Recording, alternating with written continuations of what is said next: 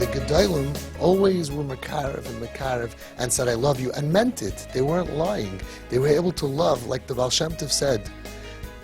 Nesiv Shalom brings down from the Baal Shem Tov, Hatzadik hagadol b'yoser, yochel lehoiv harasha hagadol b'yoser.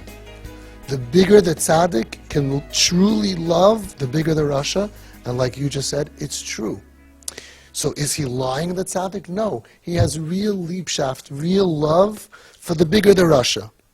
So that's talking about a real tzaddik and a real rasha. Now, let's go back to our example. The family is Hasidish, they live in KJ. And the boy becomes a Flatbush boy, keeping Shemitah Torah mitzvahs. And the boy feels rejected because my 12 other brothers all look like this and I don't. If the mother and father say, it's true, you know, we wanted all our kids to look like us. That's human beings. Just like modern Orthodox people want all their kids to be modern Orthodox. Not only that, there are Freya people, not religious Jews, that when the children become frum, they go nuts. They have support groups. It's called PORC, Parents of Religious Kids. I want to work for them. It'd be so much easier than you guys. I want to work for them. I'll say, buy him the black hat. Buy him. Show him I love you, even though you wear the tefillin. So PORC, Parents of Religious Kids. So yes, everybody wants the kids to be like them. But I don't reject that you have a story that you ended up different. Either you were born that way, or it's your personality, or something happened to you. And I'm not going to use my dream of you to reject you. And this everybody would understand, except for very few people. Most people would understand that it's silly in this area to reject your child.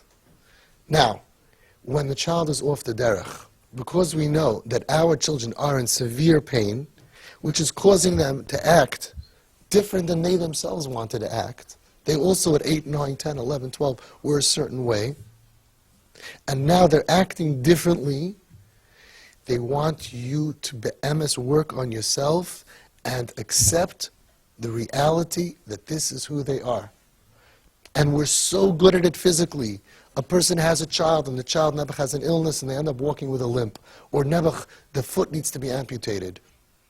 And the kid is limping and walking. And somebody comes over to you, you love your son? I love him even more. Like the Lubavitcher Rebbe said, you have more love, the Rayat said, more love for kids who are sick. Really? Aren't you disappointed? He didn't disappoint me. His illness disappointed me. His sickness, the doctor, whatever it was, the accident. He's my kid. He's my kid that Hashem gave me. But did you really daven for such a kid? No, I daven for a kid who doesn't have a limp. But this is my reality. And we have to, as much as we get this with physical, we have to integrate into ourselves that we have children that mamish want to die. We have children that were hurt emotionally, psychiatrically, psychologically, that are mamish chayla nefesh. And their own lives are destroyed. We have to internalize it, mamish, to be able to pass a lie detector test. Because your kid knows before you open your mouth whether you're with them or against them. And by the way, it's the small-minded people that can't do it. And it's the Gedolim that constantly have the ability to look at a Yid, even a Mechal Shabbos, and really love him. Whether it's the Rayatz or the Satmar Rebbe or the Vishnitzer Rebbe, all the Rebbes, all the Litvische, Reb Gershon, Reb Steinman, the Tzaddikim had no problem with it. There was never, I can't look at you, I can't get away from me, Kimnish Du, Gainish, Shaigitz, Goite, Shiksa, all of that is Ketanim. Ketanim, small-minded people. All the stories of Steinman says that many times a week he had people, Panavisha, Chashiva people, who came to many times a week and said, believe me, if my child's not going to be from, I prefer that they die. And they weren't going to confess their sins. They thought he was going to give him a standing ovation. Wow, you're mamish like Avraham Avinu. Wow. You know what he said? They think that they're doing Akedas Yitzchak. The Chizuhi Akedas Yitzchak. By Akedas Yitzchak it said you should shecht as bincha asher ahavta. Ooh, you want to kill the kid who's learning well? For Hashem's sake? That's unbelievable. It says he took all the love, Hashem took all the love in the world and put it into the love that Avram had for Yitzchak. Go kill the kid that you love. That's cool. That's a trick. But you want to kill this kid, says Rav Steinman Zatzal. This kid that gives you busha, cherpa, embarrasses you, and costs you money, steals your credit cards, is a Mechal Shabbos, you're worried about the other kids, shaduchim, he makes your life miserable, you're muchan that he should die. Pasha the retzach haben leman kvoid ha'atzmi. You're just killing, murdering your child for your own kavod. That's what Rav Steinman said. He said, Lo kach medabrim. You're not allowed to talk like that. Your child needs to know that you love him. You need to accept them. Right. Right. When you give and give and give and give and give, and give and give and give, you will love them. All they want is acceptance. So the shaila was, how could you really accept somebody who's deficient in character? That's the question. How could you mean it? Is this the kid that you davened for? And the answer is, if you work on yourself, you'll mean it. The Gedolim mean it. Nesiv Shalom says, when you see your child that's acting out in bad ways, Muchrachim lishloit beruach. He doesn't say control the child, like all the therapists, most of them. He doesn't say get a hold of that child and tell him, you better be home by 11:30, otherwise I'm going to lock the door, and control the child. Muchrachim lishloit beruach. In yourself. Control yourself. Ula'ayr a love. Awaken towards your child. Ahava v'chemla. B'li gvul. Oid yosim mikamoy shirachashu elavadata. Awaken within yourself even more love. Ahava v'chemla. Mercy and love. Even more than you felt towards him until now. Because that's the medicine. That's the treatment. So, the Torah and the Gedolim say that you have to look at this child who's struggling with life and Torah and be able to prove to them, I love you. I don't judge you. Al tadin es chavera ad shetegilim kaimai. But what do you mean is Michal Shabbos? Reb Aaron Schechter was walking, the Yeshiva of Chaim Berlin, Zayin Gesund, was walking on Ocean Parkway, and he saw kids Michal Shabbos smoking on Shabbos. So what do all the Ketanim do? Screaming, or don't look at them, or Chil Shabbos, or really think it's funny, get out of town, we got to get the garbage out of town, somebody once said. Baron Schechter went over and said, boys, ich hab eich lieb, I love you. If you ever need anything, my door is open for you 24/7. Come and talk to me anytime. All the Gedolim said there's one medicine. And what do we do because we're in pain? We merachik them. So you have to think about yourself and realize, and this is really what I was trying to get to, who is responsible? Which midah is responsible for you to not be able to accept somebody that because of their pain, and you know it's because of pain, is not able to behave properly? Which midah in your head is stopping you from being able to do it? Gaiva. Gaiva, gaiva, gaiva. Because, if you think about it, what you do to Hashem is much worse than what your kid is doing to you. In other words, Hashem is up here, and you're down here.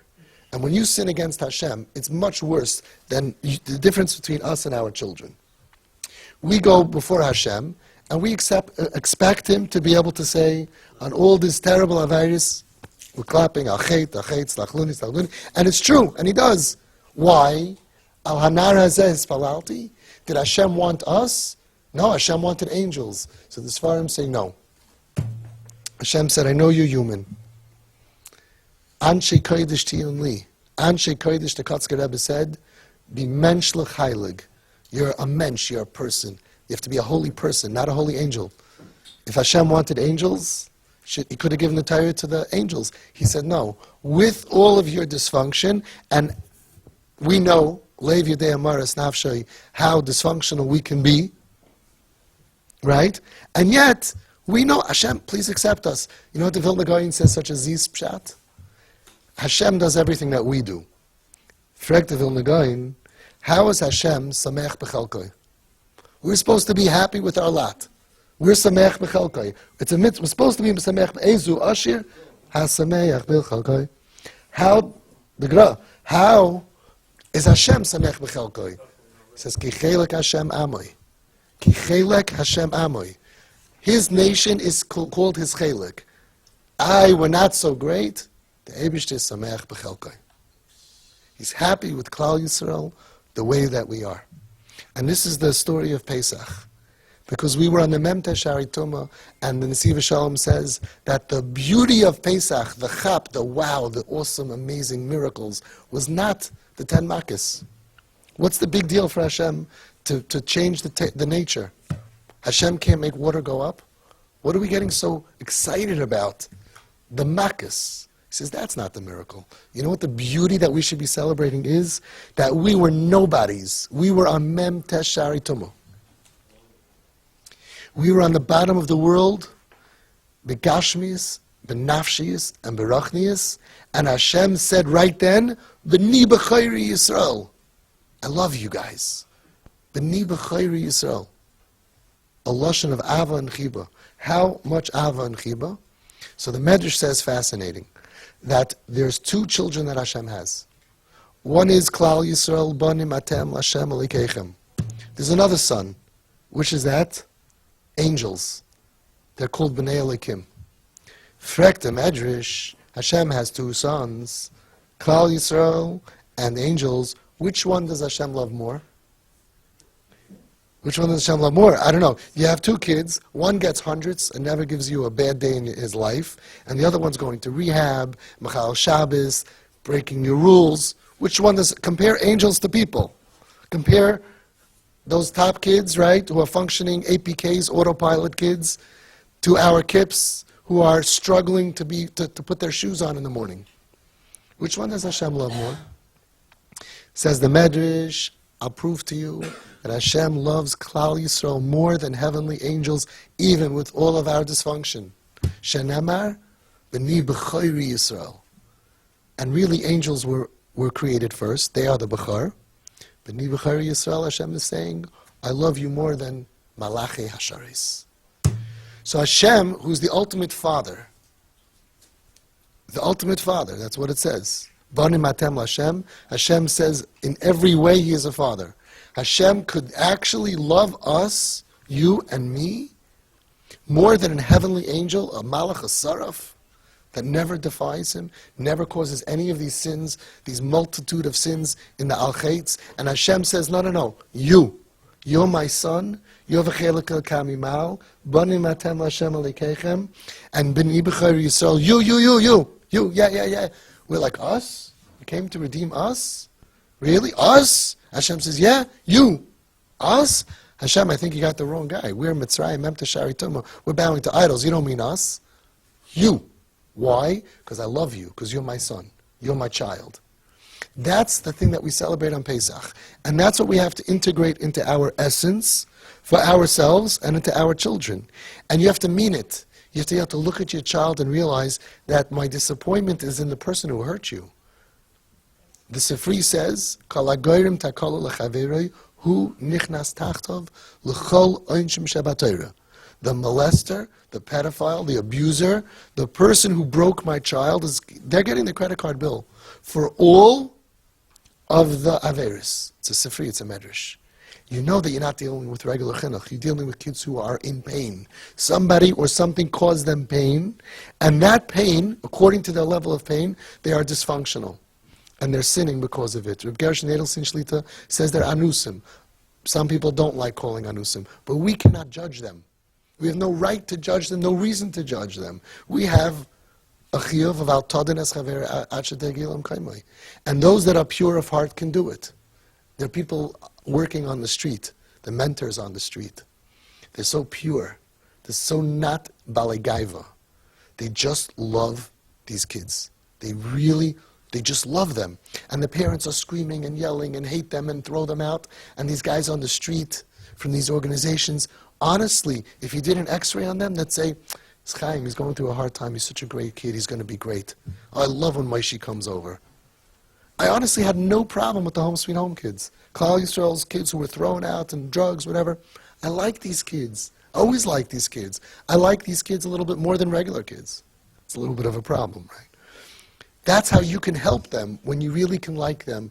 And it just means one thing. Stop judging. Stop judging them. Stop judging anybody when you realize that the whole judgment is gaiva. Because if you would turn the mirror on yourself, you don't want to be judged. You know that things don't always add up. You know that. And you don't want to be, I'm really a good guy, even though blah, blah, blah. So is that guy, and so is that kid. When you take away judgment from other people, the midah that allows you to do that is anava. Anava allows you to do so much good in the world. And that's the difference between Hillel and Shammai. We're not knocking Shammai, of course, but it says, An v'sanusoi shel Hillel, he had a midah of anava that he was able to, he didn't reject. He didn't reject. It was that midah of anava. So he accepted him. But when your child is stabbed in the heart by somebody else, it's not what you would prefer. It's accepting the gzeira that Hashem took your child who is pure and perfect. And a terror attack, attacked them and stabbed them. So go into the hospital in Israel after a terrorist bombing and ask all the parents, would you rather a healthy Arab or your sick kid here who has missing an arm and missing a leg? Would you rather a healthy Jew? Everybody would rather, but it doesn't mean that the blame is the child. Your child doesn't want to be the way they are any more than you wanted. Things happened. Things happened that should not happen. And now that they fell from being able to be in the system, they lost trust in adults and all of the stuff, which we're not going to talk about now, that creates this dysfunctional person who's struggling to be alive and to find a way to live life and survive and thrive without community and without the system that carries us so beautifully. And now we're going to come in and say, I think you could do better. Really? How could you say that? Why do you say that? Why do you think that's what judging is? Judging means, I think that I could do better. As soon as you can't say that I can do better, that means that you have no right to judge. Nobody wants to come down in the next Gilgal like your kip. You don't want to come back down and be like your child. Not the ones who are depressed, not the ones who are on drugs, not the ones who are throwing away their future by being addicted to different activities. None of it. None of the dysfunction. Would you prefer a healthy child? Yes. They don't either want to be that way. They don't either want to be a Basco, a Benko. They don't either want to be that way. They're not happy. Why am I sitting here? You can sit here. You're right. They don't want to be. They know what they could have been. They feel like their life was ripped away, raped away from them. And the last thing that they can tolerate is, my parents turned on me. Yan lo yamantem bi. That's what they're crying out. Why didn't you believe in me? You knew who I was when I was 8 years old. Right? Anybody here thought that this kid, 5, 8, 10 years later, would be off the derech and dysfunctional? At 8 years old, they knew everything. At 9, at 10, shining, beautiful, wonderful diamonds. So don't you realize that something happened? And why can't you put two and two together? Why can't you believe in me that I'm still good?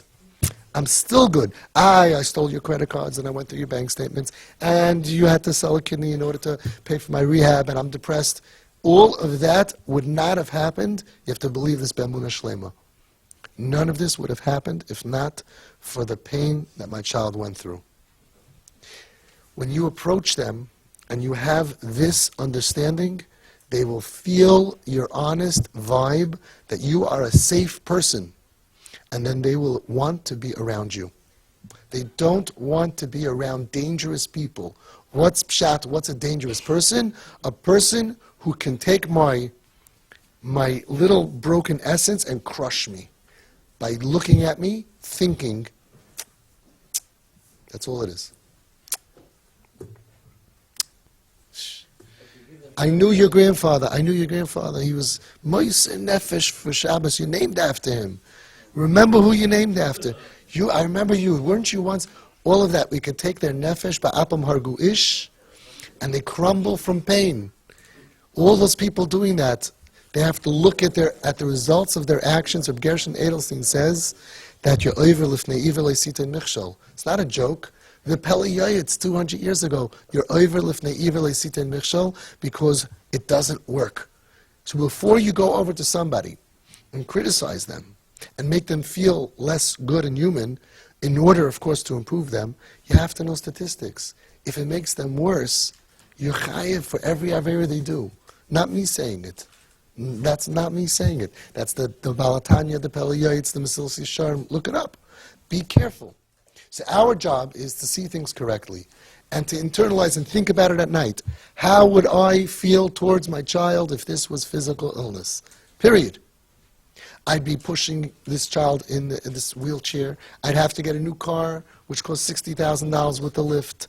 I would not be able to go on vacation. I would have to put a big ramp and pay for construction. V'chulu, v'chulu. Any time that you would hesitate and say, it's too much, you would feel so guilty. Too much? My child is sick.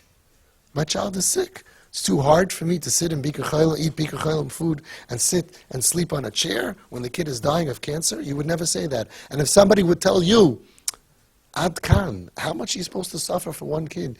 You'd look and say, what are you, crazy? You're not a parent? You would give off your kid? Any kid that got sick cancer, you write them off? Everybody goes off the derech, you want to write them off? Our children are hurting. And you know that. You know that. So now, all you do is you shift the pain and the blame and the ichiness and yuckiness off the child who is at the end of the day just a victim of a crime, a victim of an abuse and a trauma that broke them. And now the spiraling and spinning and all of this is a direct result of what happened to them. And you know that. And this is what keeps your sanity. Because you're angry at the person who did it, or you're angry at Hashem. Hashem could take care of himself. You'll work it out. You're angry at Hashem. Why did I have to have a kid who da-da-da-da-da-da? Why did I have to have a kid? People get upset. People used to give away Down syndrome children. Now, they don't do that anymore. Still do. Most people don't. Okay?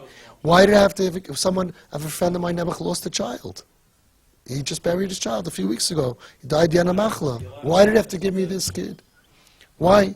We have a lot of whys. The Ramban had a Talmud, and he told his Talmud was dying, and he said, please, when you go to Shemayim, I have a lot of questions. Come back to me in a dream and tell me the answers. His Talmud died. A few days later, he came back in a dream to the Ramban. I can't give you any answers to your questions, because in heaven, there are no questions. Why? Why does this? Why have to be poor? Why'd have to be this? Why'd have to have this kid? What? Bottom line is, this is the kid that you were given. That the Zohar Kadosh says that every child picks the family for their tikkun, and the family agrees. You agreed, because this is for your benefit and for the child's benefit, for the siblings' benefit. This is happening. You chose it. You chose it. Yeah, you did. Yeah, you really did. You don't remember. You regret it, but you chose it because it fits into the puzzle perfectly. The same way that you would not turn on your child, no matter what they cost you, gesund, or money, or time, or effort, if it was physical illness, so too you have to remember over and over and over again, I will not turn on my child, any Yiddish child, because of what is happening, because of things that happen due to trauma and abuse, and Zerbrochenkeit, which we know is the problem today. When you do that and you work on yourself every day, you'll be like them, because they can go to their daughter and say, I accept you, adore you, believe in you, and she knows they mean it. The question was, she grew up from, how could she really think that Tati Mami really accept her even though she's doing such terrible things? And the answer is, they do 100%, because the belief system is, I know who you are. You're the same Jew at the Mem Teshari Kedusha as you are in the Mem Teshari Tumah. Nesiv Shalom says, why didn't Hashem call us B'ni B'chayri Yisrael by Kabbalas HaTorah? Wow, you reached the highest level possible. B'ni B'chayri Yisrael, you are the B'char, I love you more than angels. He says, you know why?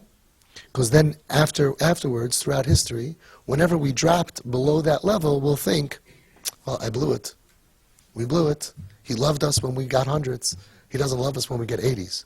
So if Hashem would have told us when we were on the Chaf Sharei Tahara, when we were getting 70s, B'ni B'chari Yisrael, you know why he didn't do it, says the Nesiv Shalom? Because if we gotten 50s, we would have said, we know what Hashem likes. We grew up from. We know what Hashem likes, and He definitely can't like us, because He said, I love you so much and I'm so proud of you, when we were on the Chav Shari Tahara, not on the Yud Shari Tahara. Hashem waited till we got mamish almost by noon, the lowest possible level. B'chipazoin, we were about to fall.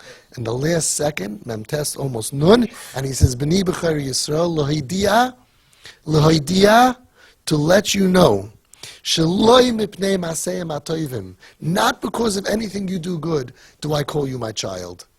Ela mipnei shehem bonai, because you are my child. That's who you are." And I want to tell you I love you and I believe in you and I adore you, dafka when you're on the lowest level possible, because then you'll know it for the rest of your life. So in our room, when the child hits an all-time low, you have an opportunity to bake into their essence, B'ni b'chayri Yanki, Biti b'chayri Chani. I love you more than anything in the world, and I believe in you, and you have to mean it, because you know that anything that they're doing that's wrong is against their will. They didn't sign up for this either. Well, they did, but not on this world. We had so many kids that were cutting themselves before coming here. Where are all of them? Bli Ein Hara, come out nothing. They're cutting their flesh. The ones who don't have parents like you, they're suicidal. Bli Ein Hara, we never had a suicide. It's a different level. It's not them dealing with their dysfunction. It's an additional pain. I have no tati, I have no mami. A kip just told me yesterday, if my own parents can't love me, I am unlovable. I'm an unworthy human being. And that shame and that guilt and that pain is going to drown people, does drown people. And that counts for a lot of the deaths, Nebuch and Klal Yisrael. And you're reversing all of that by being able to really work on yourself, to remove the gaiva, to be able to truly love this child. And that's a lifesaver.